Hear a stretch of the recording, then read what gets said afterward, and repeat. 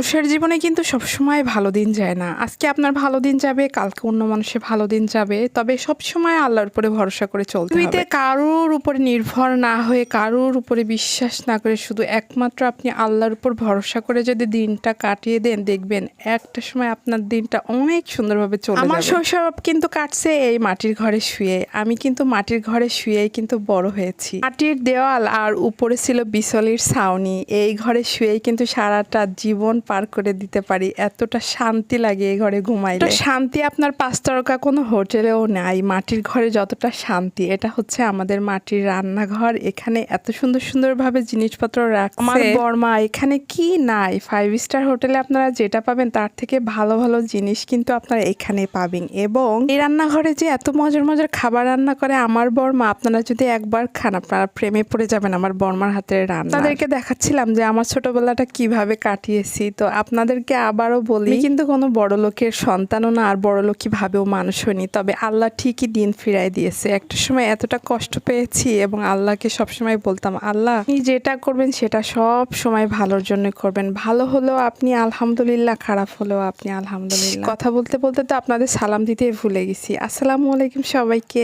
আশা করি সবাই অনেক ভালো আছেন। আলহামদুলিল্লাহ আমি আপনাদের দোয়ায় অনেক অনেক অনেক ভালো আছি। অজপাড়া গ্রামের একটা সহজ সরল মেয়েও কিন্তু জানে ফ্যামিলির দায়িত্ব নিতে, সন্তানের দায়িত্ব নিতে, সব কিছু ভালোভাবে দেখাশোনা করতে। আপনারা কি এটা কখনো মানেন? যদি না মানেন তাহলে আমাকে দেখেন, আমি এক হাতে কত কিছুই করি। ঘরে বাইরে, পরিবার, আত্মীয় স্বজন, সন্তান সবাইকেই কিন্তু সামলাই আলহামদুলিল্লাহ। সেই সাথে আমি কিন্তু ঘরেরও কাজ পারি, বাইরেরও কাজ পারি। কোনো দিক থেকে আমি কিন্তু পিছিয়ে থাকি না। আমাকে যেখানে আপনারা কাজে লাগাই দিবেন আমি কিন্তু সেই কাজটা খুবই সুন্দর, নিট অ্যান্ড ক্লিন ভাবে চলে আসবো করে। আমাকে একটু দেখিয়ে দিতে হবে বা বুঝিয়ে দিতে হবে যে এই কাজটা এইভাবে করতে হবে। আমার মায়ের রান্নাঘরটা নষ্ট হয়ে গিয়েছিল, এই জন্য ভাবলাম যে মায়ের হাতে হাতে একটু রান্নাঘরটা ঠিক করে দিই। কথা বলতে আমার মা চায় না আমি কোনো কষ্টের কাজ করি।